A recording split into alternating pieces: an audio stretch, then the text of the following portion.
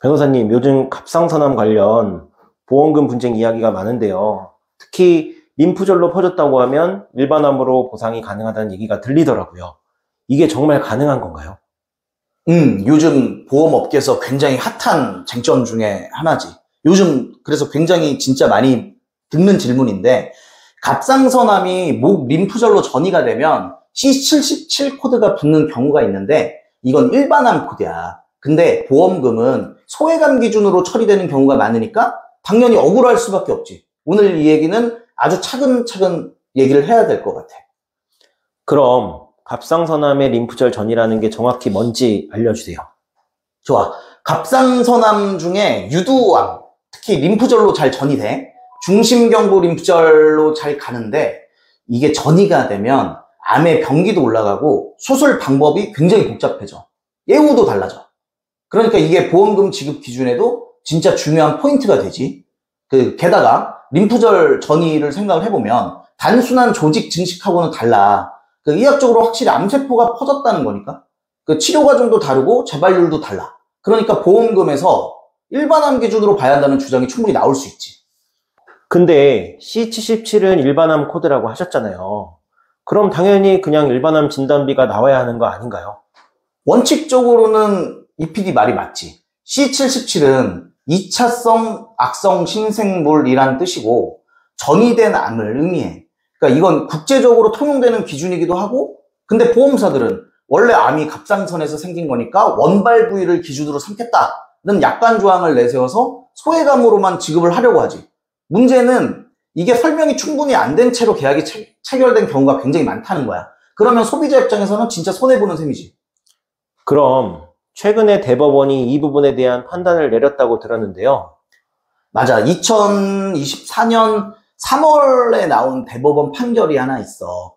그 판결 요지를 보면 보험사가 계약 당시에 갑상선의 원발 부위 기준으로 판단하겠다는 약관 내용을 제대로 설명을 안 했다면 그 조항을 근거로 보험금을 지급하지 않을 수 없다는 내용이야. 즉 설명 의무 위반이 있으면 일반암 기준으로 줘라라는 얘기지.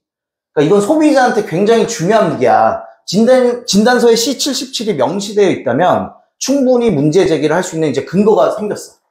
설명 의무 위반이라는 건 구체적으로 뭘 입증해야 하는 거예요?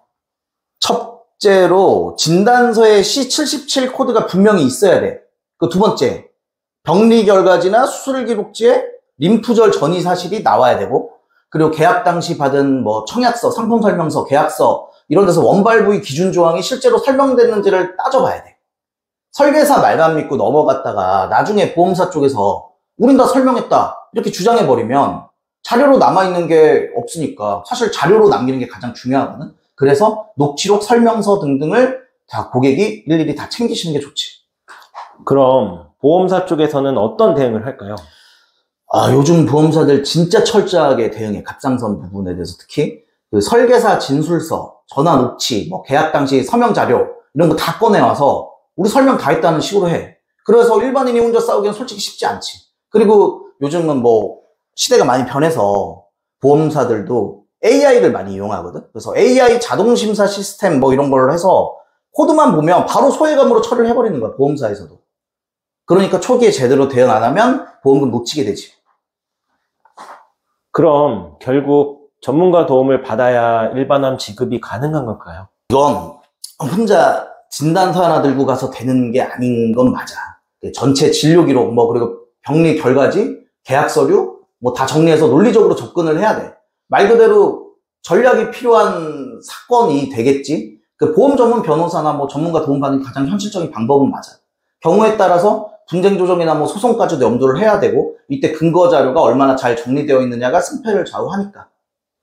오늘 이야기를 들어보니까 림프절로 전이된 갑상선암은 더 이상 착한 암이라고만 보긴 어려울 것 같아요. 무엇보다 보험사가 설명 의무를 제대로 했는지 꼼꼼히 따져보는 게 핵심이라는 생각이 드네요.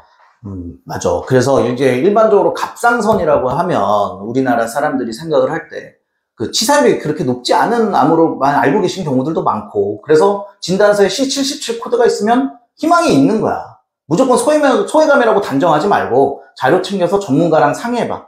보험사는 최대한 안 주려고 그러니까 우리가 똑똑하게 움직일 필요가 있다.